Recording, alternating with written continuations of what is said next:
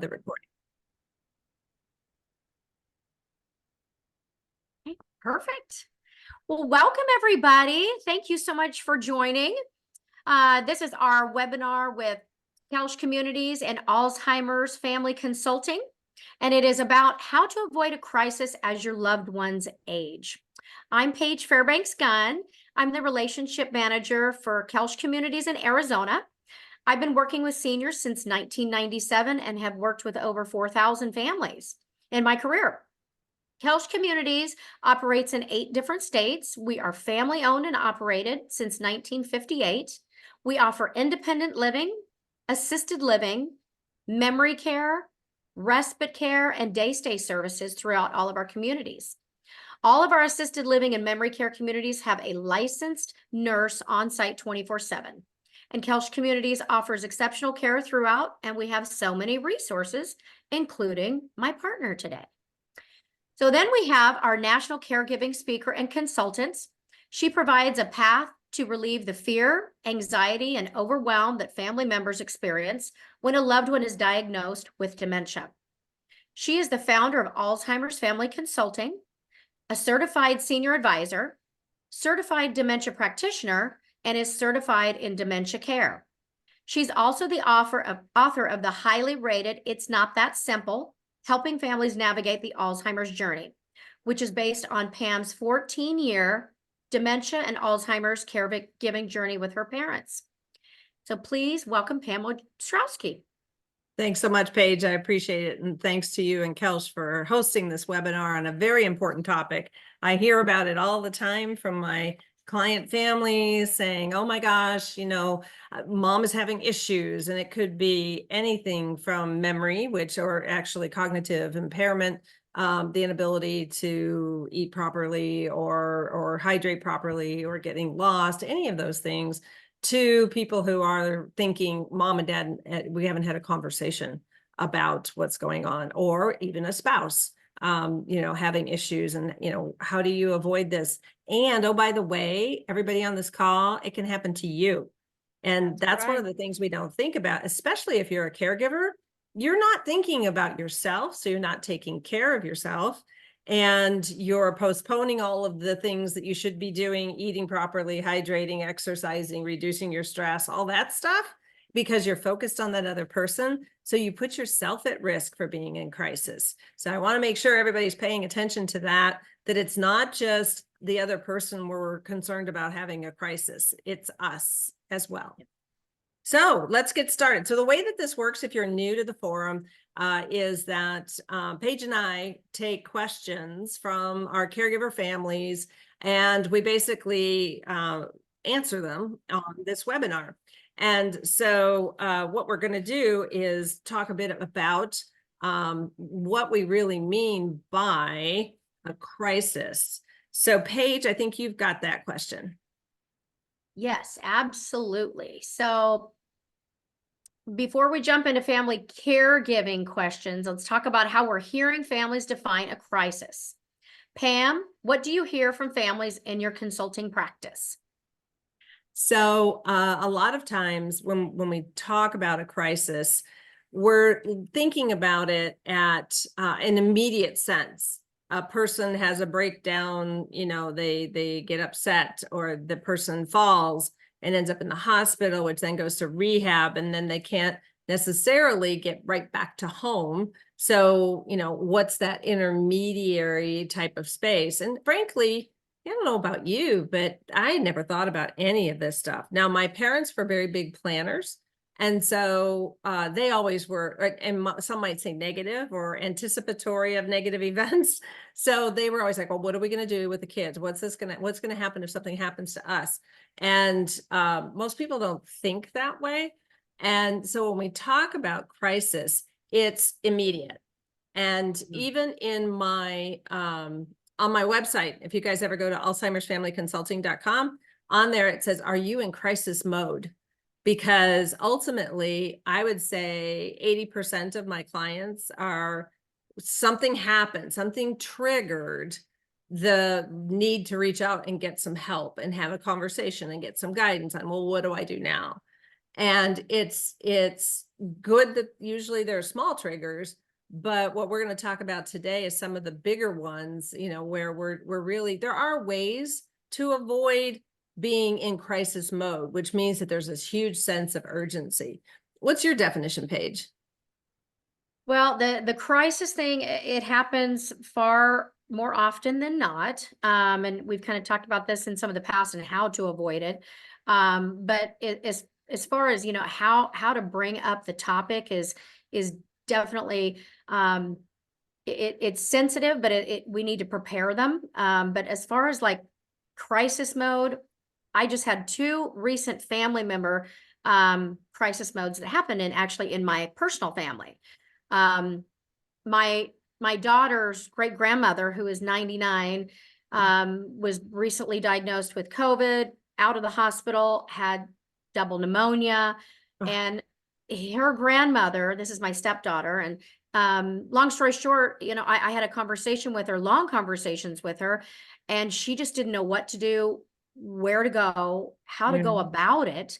And she's 99, and bless her heart, her great grandmother was very independent, living on her own, but because of these 2 illnesses that had happened, had spun her into crisis mode. So, then what does that look like? And so I was really trying to kind of walk her down the path of where to go, what to do, and how to navigate through this long journey of resources. And so I was able to help her, but she just didn't know what to do. And that to me is a crisis. And how can you avoid it? And I think that we need to be very mindful of our loved ones that are aging, taking into consideration, what their health is, how old they are, how frail they are, so we can avoid these things. Right. And ultimately a crisis can happen when you're younger as well, right? Yes, So absolutely. there's something to be said for getting everything done early in your life, or as soon as you listen to this webinar, and making sure that you do have the right people in place. I'm about to move from Arizona to Colorado, and in the process, I'm going to have to change my trust, my will, probably my advanced directives as well, because of the people that take care of me here won't be taking care of me there if anything happened. And those are the things that you have to go through every couple of years and say, has anything changed? And also the laws change. For you guys in Arizona, I don't know if you're aware of it, but there's a mental health power of attorney that you have to have something in place for your mental health agreement, as far as you having authorization to do something for someone else who may be admitted to a behavioral hospital for whatever reason. So it's, these are really things that we don't want to think about. They're things that we wish didn't happen. But they do. So I think it's important for us to have defined that. So thanks for that question. All right, so let's go ahead and take some, family caregiver questions. And guys, just to remind you, if you have a question or a scenario, please type it into the chat and let us know, because we love having you do that, because it makes it more exciting and more fun. And usually we have people doing that. So feel free to do that moving forward. Okay, Paige, here's our first caregiver question. Okay. The person has said, my parents are in their 70s, which is a good age to have these conversations, by the way. They seem to be pretty healthy. So I don't think they'll be open to having a talk about a crisis. How do I bring up this topic? Well, this is a tough one, and this is where families really struggle with this. It's understandable that you want to approach the topic delicately, but also firmly. As a general discussion about planning for the future, you want to emphasize the importance of scenarios and things that could possibly happen. So I really feel that it's important to talk about discussions that maybe have happened to your friends' parents, or other examples of maybe a friendly neighbor that is a friend that maybe there's been a crisis that has happened. And so you want to bring up those topics lightly, not as if it's happening to them, but just kind of that what if, scenario, just to kind of lightly, delicately start that conversation. Yes. And I think that they'll be a little bit more receptive if you're bringing it up, not focusing on them, but focusing on, oh my gosh, Betty Lou down the street, your friend, this is what happened to her. What, my gosh, we want to try to avoid this. What would happen? And, mom, what would you say if this happened to you? What would you want me to do? And I think really bringing it on the side of concern and compassion and the worry that you're concerned that what if this happens to you, mom or dad? Yeah, absolutely. And I think it's focusing on the feelings, because if it's anything like the scenario I went through, and several of my clients are in this situation where it's awkward to Yes. say, hey, first of all, sorry, Harold, but I see this more in men than women. We're fine. Like my dad was totally resisting my mom's decline. And my brothers were like, yeah, it'll be okay. It's like, well, how's that going to work? Because I'm the person who lives here. I'm the person who's going to be caring for them. So, just kind of not wanting to face it. And the part of that's human nature, but the other part of it is when you open that kimono a little bit, you start to think, and we'll talk about this. Oh, actually, we have a whole webinar on it, I think next month, which is, oh my gosh, that's going to be a huge, like my journey was 14 years. And you think about, well, how are we going to get them moved, or how are we going to pack everything up? What are we going to do with all this stuff? And, I have one client, she sent me a picture or a video of her mom's new room in skilled nursing. And it is packed, like you can barely get in the room. And I said, well, so I thought you were going to pare down. She's like, that is pared down. She just likes to have all of her things around her. And so when we think about that, it becomes overwhelming. So Yes. that's a whole webinar there, but it's also about realizing the anxiety that creates, like, oh, well, so if we're going to talk about this, that makes it real. It makes it, that you have, the vulnerability of situation, and the vulnerability to your usually the adult child, or even the spouse, because the spouse is your partner, right? You're equal partners. And when one of you fails, the first instinct is I'm a burden. And the second instinct is I'm no longer your equal. And sometimes, for whatever, from a good intent, we tend to dominate that person. So you guys have probably heard the phrase parenting my parents. I hate that Yes. phrase. It I is do so disrespectful, because no, you're not parenting your parents. You're trying to help them live the best quality of life possible. And you're helping to guide and advocate for them. But darn, you should not be thinking of it as parenting them, or somehow coaching them, or doing things that aren't showing them the dignity and respect that they deserve. And so that's also an important part of this too, when we start to have these conversations.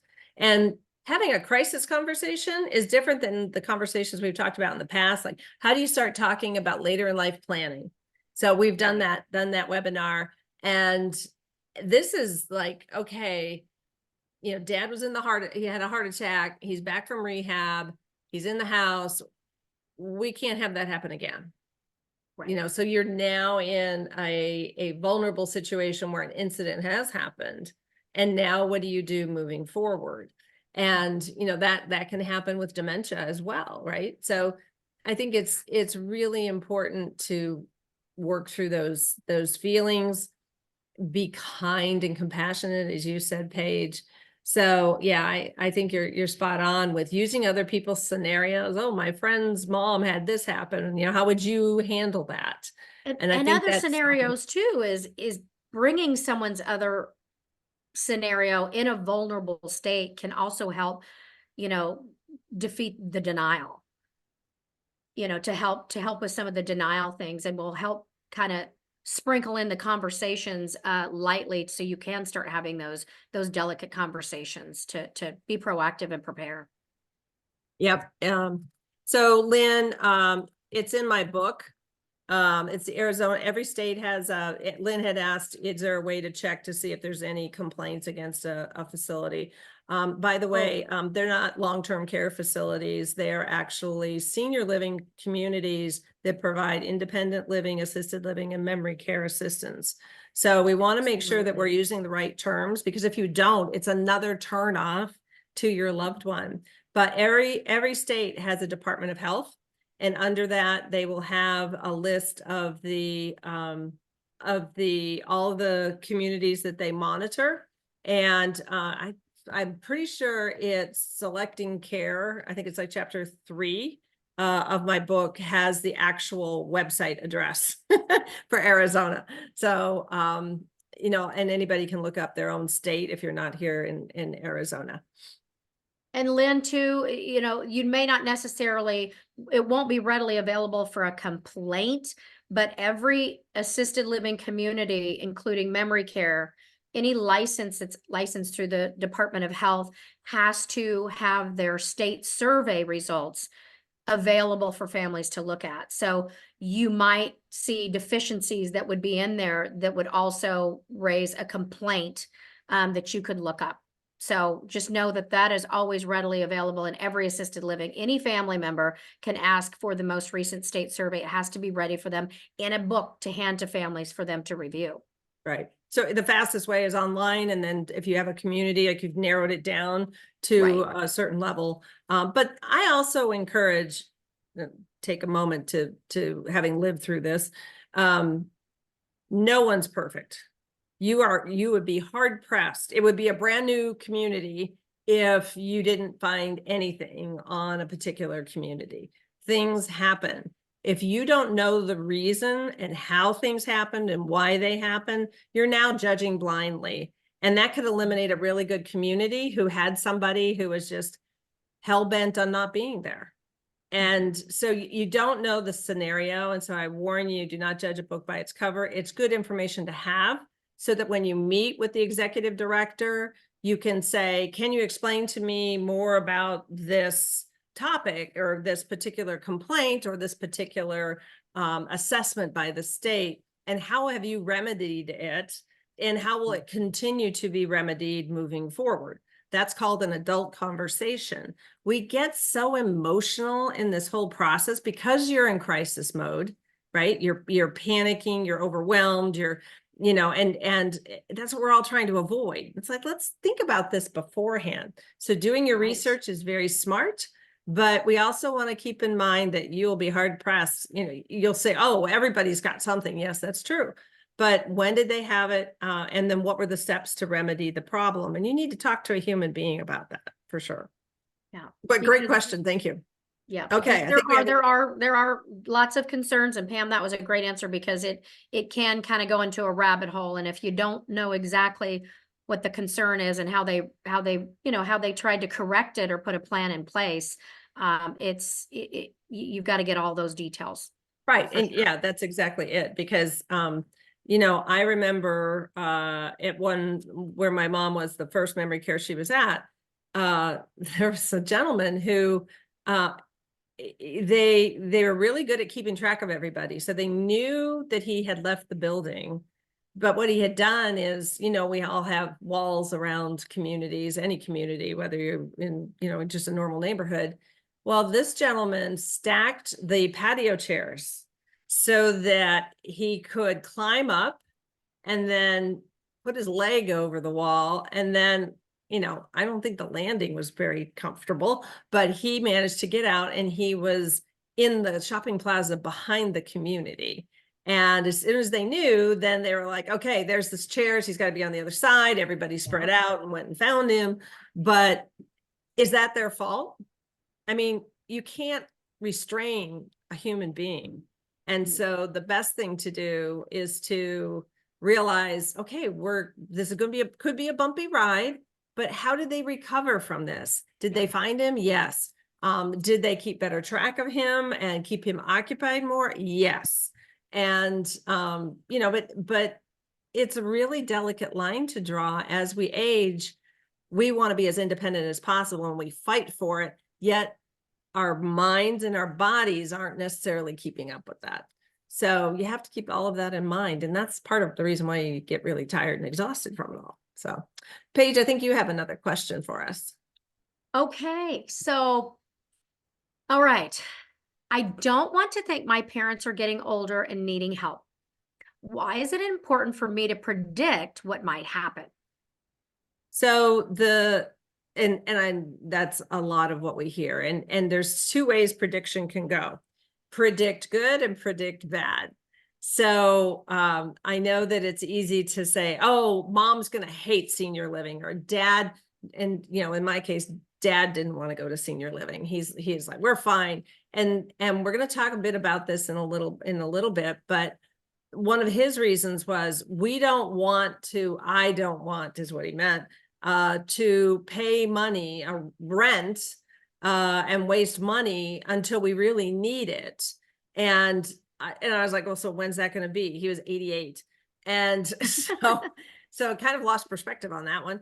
And so it's important, and we're going to talk about preparation, what that actually means. Like, how do you prepare for all of this? But predicting, it can be a waste of energy in some cases, because you're fearing the worst or planning for the worst. On the flip side of it, if it gives you peace of mind and it makes you feel like, okay, at least I have something in place, then you're going to be better off. You're going to feel better. It's going to be a relief on you. But it's also important because we assume a lot, and you all know what assume is short for.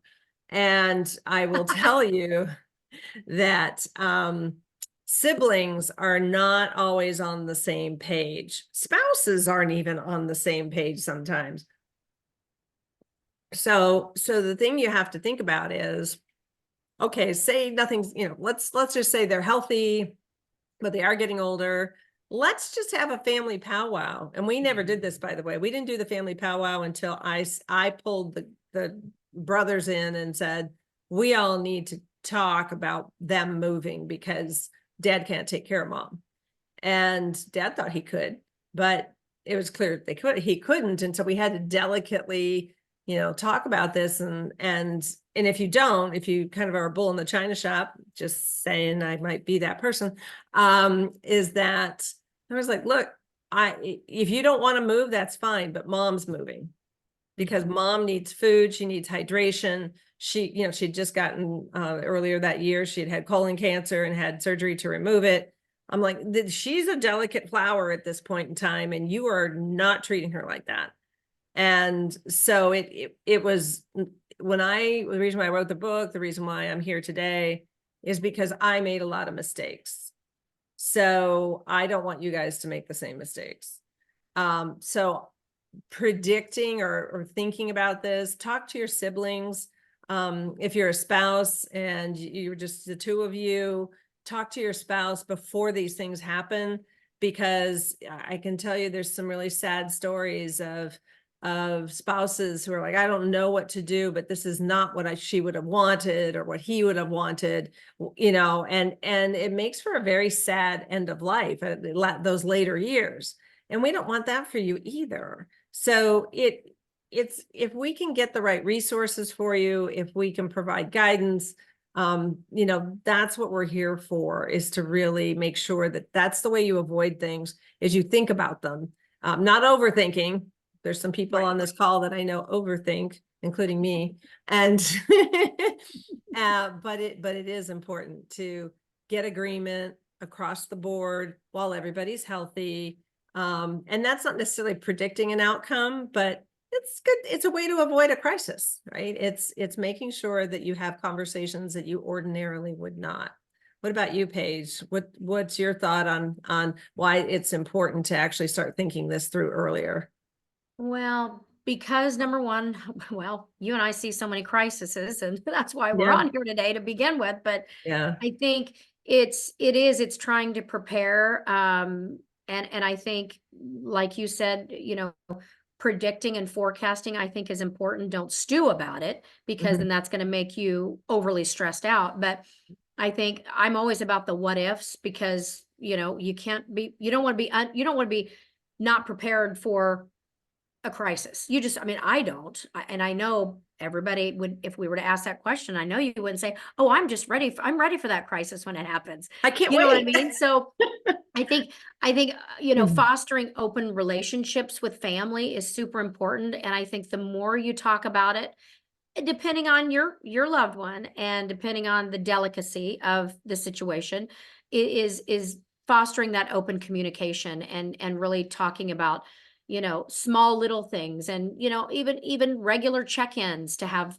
communication open and freely happening all the time will help, you know, you be able to help support when things start to, you know, you start to see the deficit in certain areas. Um, because it, unfortunately, you know, if you live to be, you know, I mean, like I was talking about my stepdaughter's great grandmother. I mean, she was 99 years Fine. old. I dealt with this with my dad, and he literally was 85 and said, I'm gonna pass away at home. Nothing's gonna happen to me. And I thought, well, you know, none of us are getting out of this alive. I don't know how many times I have to tell people that, you know, we just have to prepare. And it doesn't have to be difficult conversations, and it doesn't need to be scary. It can be very supportive, and knowing that there are so many resources out there to help you, which is going to help alleviate your mind. Right. It's really going to help peace of mind. It absolutely will. So I Mhm. tend to lean on the fact of, you know, little tidbits of bringing it up, and it will help you if and when there is something that does happen. Last night I had dinner with two couples that are in their mid to late 70s. And we got on the topic because all of them had one or both parents had gone through a dementia journey. And so we got on the topic of what we want and when we want it and Right. what's acceptable. And you know, one of the people said, you know, this is a really cool conversation that we're having that I bet you most people don't have. And I said, nope, they don't. They don't want to have the conversation. But it was, you know, it's probably 15, 20 minutes, but it was everybody kind of learning about what each other wants or doesn't want, learning about how we look at later in life. And it was really it was interesting, it was refreshing. But I just thought of something when you were talking. Another way to bring up the conversation was what I did last night, which is I talked about me and what I want. So if you're Perfect. you know, rather than just saying what you need, which is one of the things we always say is you need, you should, and you know, we shouldn't do that because it makes the other person feel inferior. And it's better to say, you know, I was talking to somebody, doesn't matter if you were or weren't, use it as an example. I was talking to somebody and I got to thinking about, you know, if I were in this situation, what would I want? And you share what you want. And that inherently is part of human communication. That person is going to turn around and say, well, that's interesting. I never would have guessed that that's what you want. You know, I would never do that. Ooh, tell me more, right? Because if we make it about us, the other person feels like they can help us. And then they're more open to, you know, being able to express what their needs might be or their wants might be. So that's another communication tactic that you can use is to talk about yourself and see how they respond. So, okay. I love that. That's Thank you. perfect. Yay. Yeah. All right. This is the big question, where we're going to talk about several different things here. So the question is, what can I do as an adult child to help my aging parents while they're at home in order to avoid a crisis? And Paige and I were talking before you all joined. And in a lot of ways, there's different kind of crises that happen at home. And then, oh, by the way, just because you've changed living arrangements and you're in independent living or you're in, excuse me, assisted living, that doesn't stop a crisis from happening. It's just that you have No. more educated people and staff around to help you navigate that path. Whereas at home, usually, you know, it's isolated, it's less engaging potentially, and you tend to be more private. So that's you know, what do you think, Paige, as far as where would you start? I'm sure you need to break it down into, you know, at home, Kind of health, breaking it financial. down. Yeah. Yeah. So Right. health, And this is financial, going to be a long, we'll kind of interact between, because this is a big question.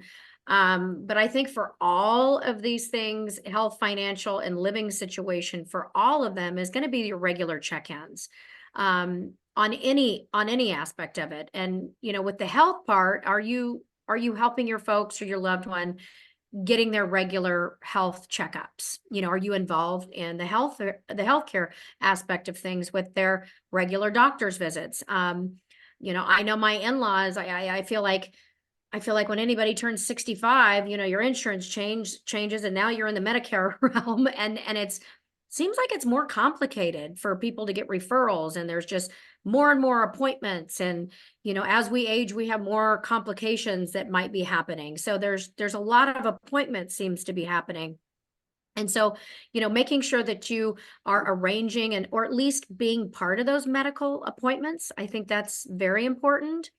And for the financial piece, I think it's important to help with assisting with their financial questions. And, I think like Pam said earlier is, hey, mom, my husband and I just went ahead and we took care of we updated our healthcare advanced directives, and we just finished up our trust. Have you updated yours? Or, and maybe they don't have one. I mean, there are people out there that don't have this stuff in order.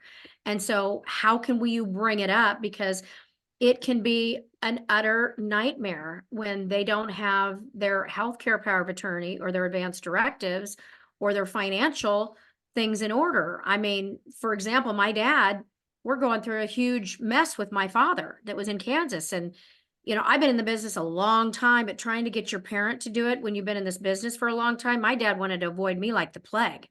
He wouldn't let me come in when it came to that, but he was also 1,600 miles away.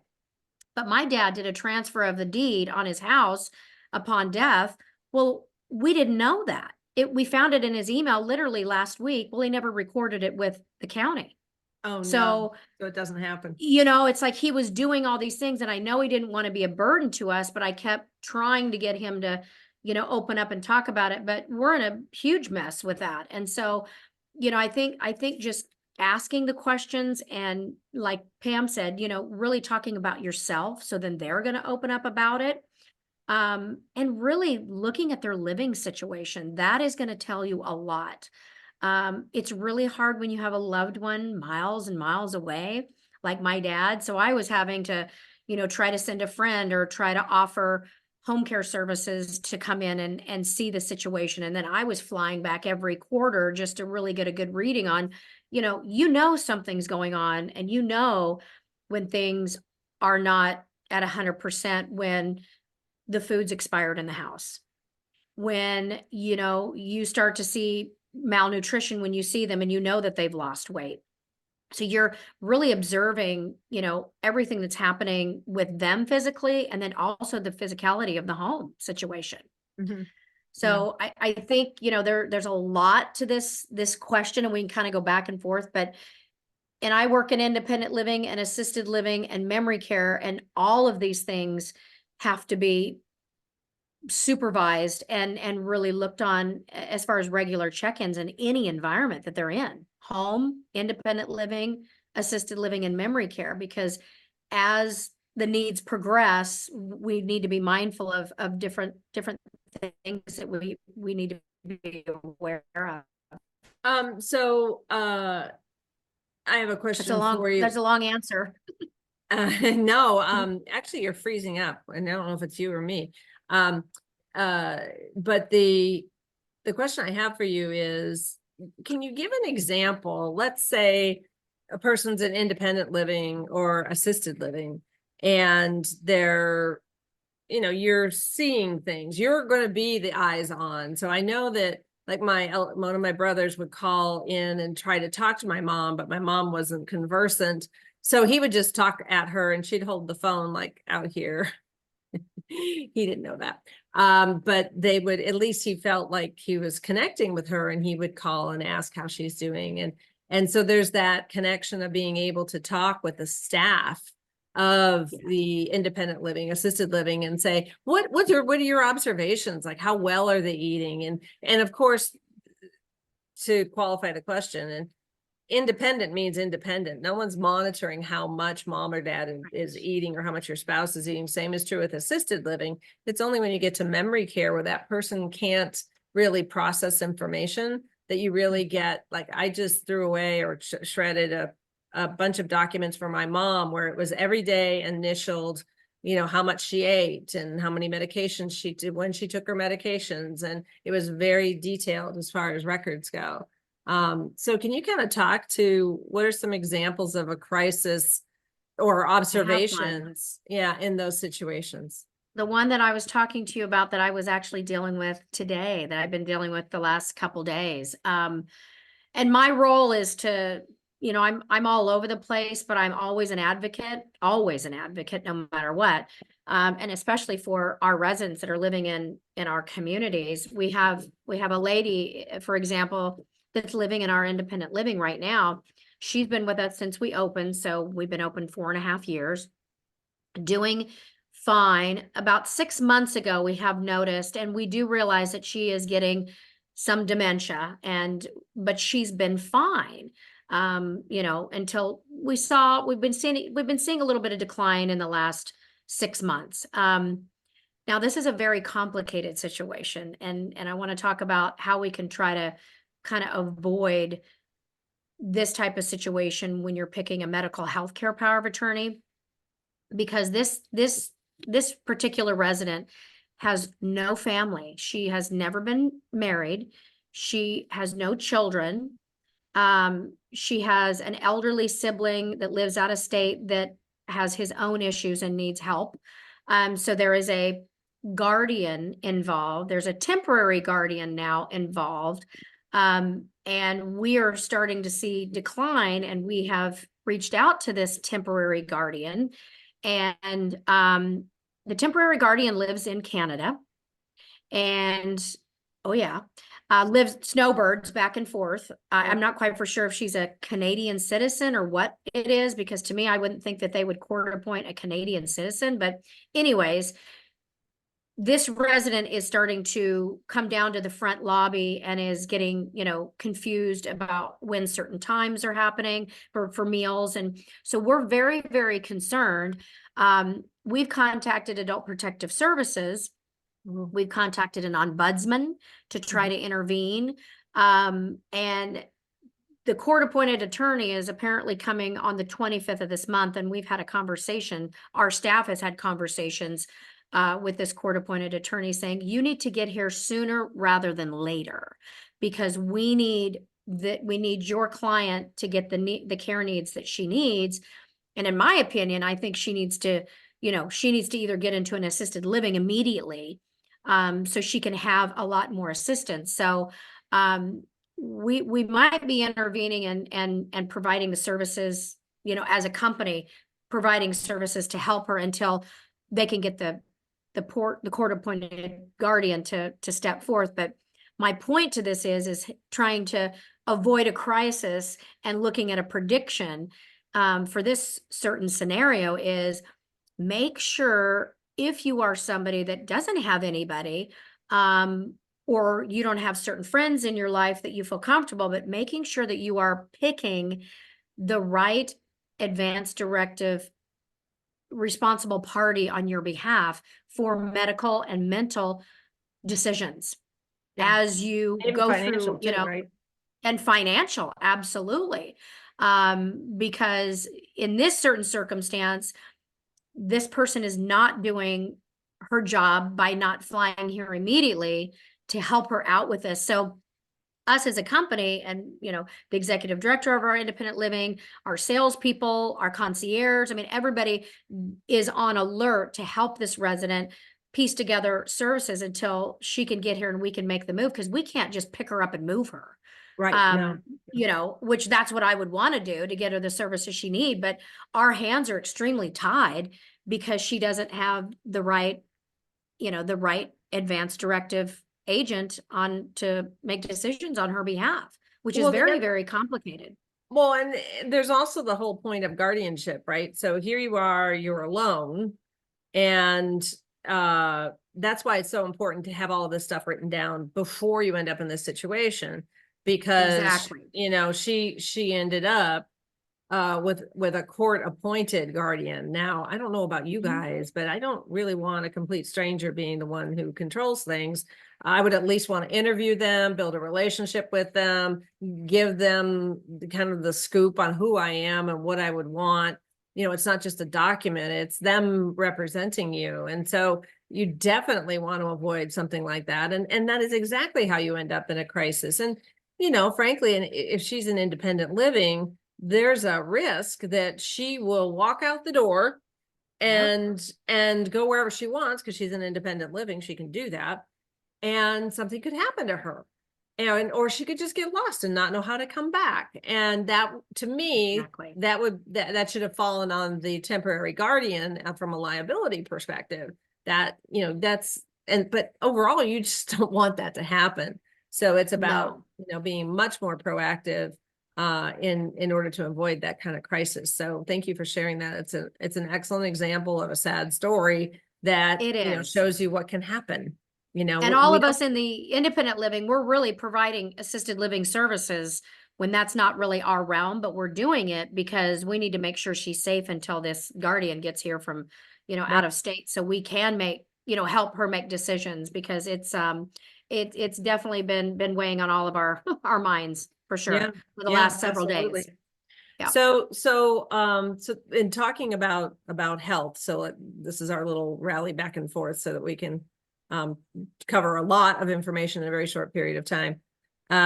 So when we look at a living situation, a lot of times people think, oh, well, I'll remove all the rugs from the floor for mom so that she doesn't, trip, grab bars and handles and that type of thing in the bathroom. Those are, making sure that there's proper seating. It can be a toilet seat, make sure it's high enough, because that really takes the pressure off the knees. I'm just saying. Yes. Yes. Helping in the hips too, because knees and hips are the things that start to wear out after you hit 60. But there's those kinds of things that you can do to avoid tripping, the typical things that create a crisis. So they avoid tripping. They have, if you have furniture set up so that, I know one of my clients, I had asked about this, and they said, basically there's a chair, and then there's a counter, and then there's a sofa. And so things are set up so that if at any point in time there's some uncertainty, that everything is set up so that you can grab something stable in order to get your balance back.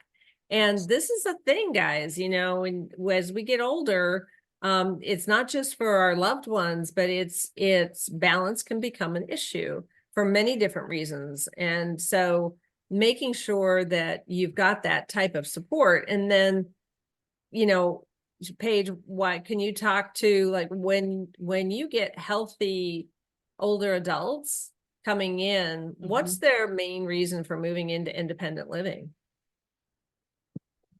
The main reason for them coming into independent living is transportation, Oh, really? That's interesting. meals, socialization. Okay. So they're Having downsizing to in order to spend more time having a better quality of life, it sounds like. yes.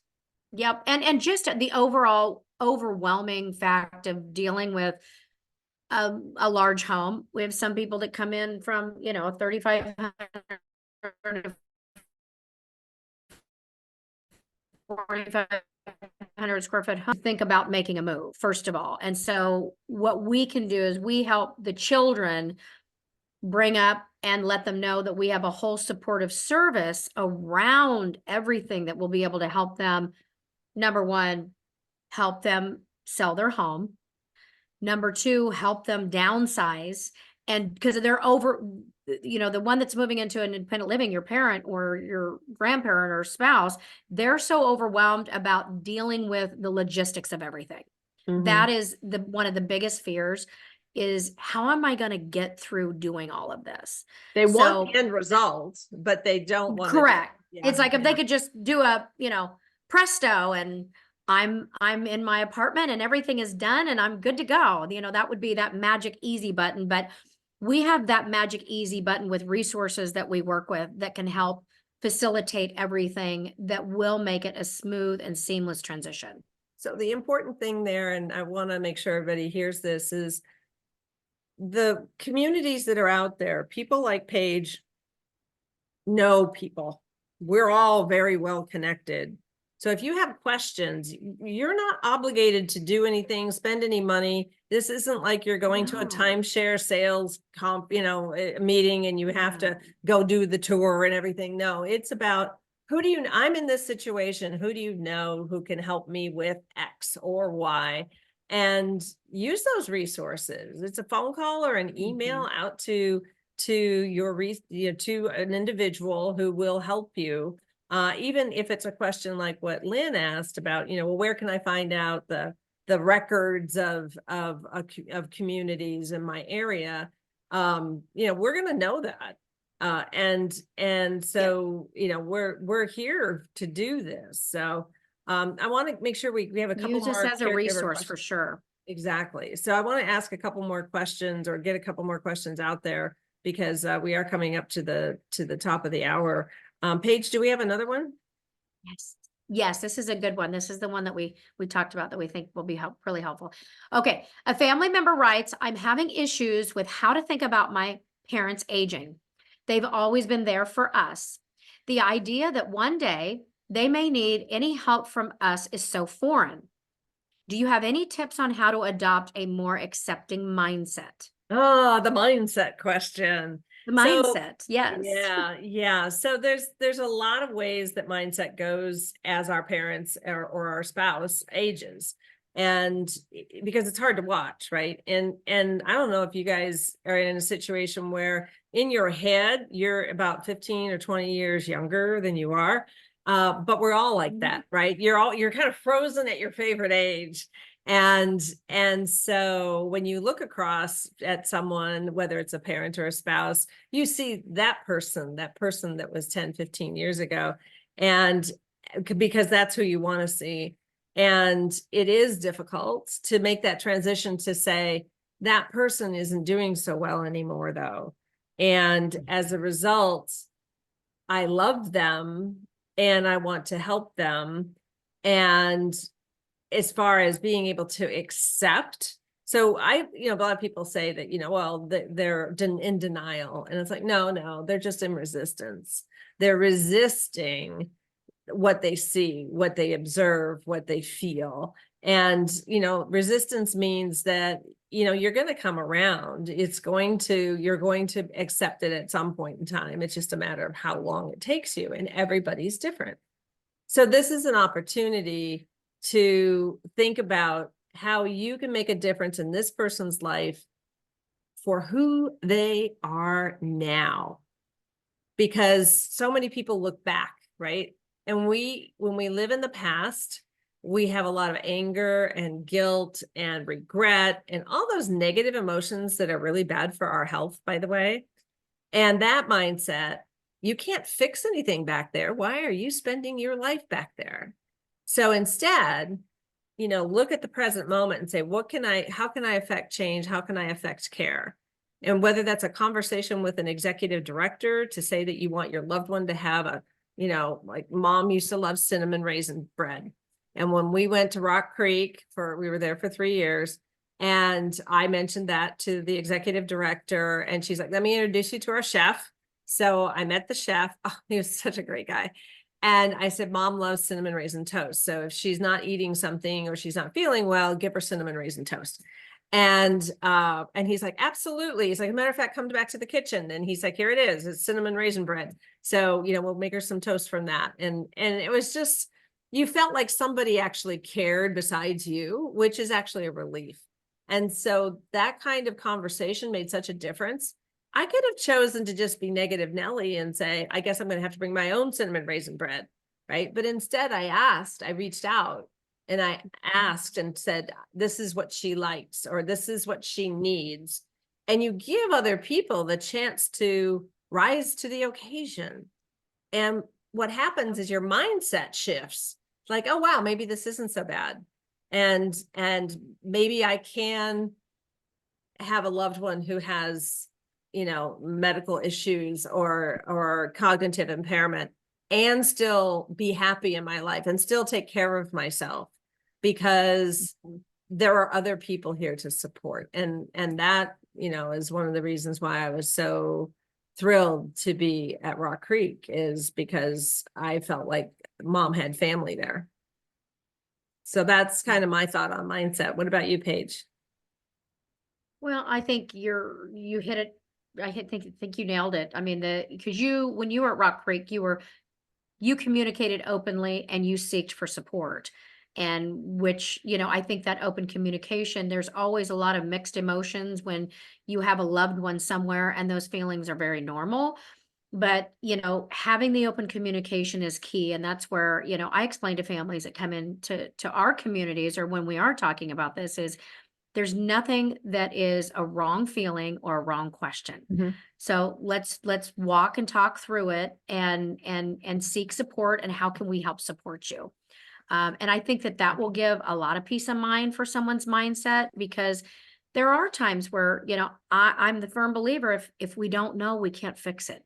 Right. And we're not mind readers. So let's talk about these things. Sometimes it can be difficult, or fear of the unknown, but if you have open communication, I think that's going to be key for a positive mindset for sure. Yeah. And I just think it's because we spin in our heads. And living in the right? present, like you said, is huge. Living in the present, it's dealing with, what's happening today. It's funny you say that. You're like, people are living in the past. I mean, my dad was 85, but he was always living like he was in the happy days. Yeah. I was living in the 50s, and he was always living in the 50s and the 60s, and it was and I loved it, and there's great stories, but it was really hard to get him to realize that, he was not that person anymore, and we aren't those people anymore. But it doesn't have to be scary. We can talk about it and help through the journey, and provide a positive mindset for them and help them I with think it. it's a great launching pad for the future, when you think too much about the future, because one of the things I learned is I don't have control over what's going to happen tomorrow. And I mean that literally, because that's when the movers come. Nobody. But but Yeah, with my mom, exactly. but my mom, she was always very worried about, well, what if this happens, or what my dad was too. And I said, well, we don't know what's going to happen. And I see so many people spinning out of control over anticipatory issues. Like, well, what if he doesn't do this? Or what if the caregiver doesn't do that? Or what if the nurse doesn't do this? That's like, well, you know what? We got to wait till they fail in order to correct the behavior. And that's just the nature of the way we live. And in the meantime, if you are truly concerned, be proactive and say, hey, I have a concern. And can you just, set my fears at ease, please? Here's what I'm afraid might happen. What is that even a possibility that could happen? Because when we do that, when we think about the future, we spin out of control. We have grief, we have regret, we have all these anticipatory negative feelings, and we're bringing them on ourselves. And that is not the way to live your life. And certainly it's not the way to live your life thinking about how somebody else might have something happen to them. You're totally missing your life in the process. So, let's just stay where our feet are. That's one of my friend's favorite phrases, and I've adopted it. Stay where your feet are. All right, we have one last question, and then we've got to wrap up. Okay. I think my parents should downsize and move into an independent living community. You like the way she said that, though, or he said that? I think they should. Yeah. Okay. What do they think? I feel they are too isolated at home, which is a problem. What tips do you have for talking about the benefits of moving to independent or even assisted living? And I might add to that a little bit that this isn't a features and benefits type of conversation, but it's about for them, this, what I call the so what factor. Like, so, so you provide safety. What does that provide, that person, right? What's the experience, right? Right. Well, and I think, can you step out of here, please? Yeah, thank you. Thank you. Sorry about that. I wanted to, sorry about that. My husband just came in. I apologize. Join in. So, I think choosing the right timing is key. No distractions, and making sure that there is a very comfortable time for everybody, and that you have family members around you. And then also expressing your concerns. Start by expressing your feelings, making sure that kind of everyone is on the same page and in a comfortable situation. Picking the right timing is key. It definitely can't be leading up to a crisis. Well, it could be, but you want to be proactive rather than reactive, and bringing up these situations in a timely fashion, in a comfortable situation, I think is key. But listening to their concerns, again, like Pam said, talking about, okay, this is what I would do. And, because my husband and I talk about it, and Pam, I know you and I talk about it. Where do we want to go when it's time for us to maybe start utilizing services? What is it that we want to look for in a community, and or a 55 plus, or an assisted living when the time is near, and try to get them to give some feedback. And also considering a trial stay. I'm huge on respite stay. Trial stay is a great way to get them into the community, bring them in, and get their experience from, a 2 to 3 day visit stay. We do a lot of those. Those have been very successful, and they're not feeling like they're having to make a final decision. They're going on a vacation for a few days. I mean, it's like you're staying in a resort. Yeah, or on a Dr. Luxury cruise liner. Exactly. Let us spoil you for a few days. Nobody's going to turn that down. Right.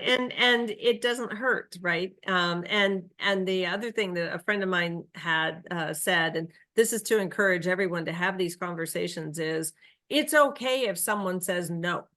So she actually calls it no, maybe yes. And it's no the first time, I'm not interested in the respite. No, I don't want to go listen to a pianist and have, filet mignon at my dinner. No, I don't want to talk to other people. No, I don't want to, go play bridge. Well, I might actually want to go play bridge, but do they have a pool table? Oh, they have a pool table. Okay. And you're saying that it's only gonna, just for a couple of days to try it out. Yep, that's it. All right. Well, yeah, I can do that. And that might happen in a month. It may happen in 3 months. It might happen in 6 months.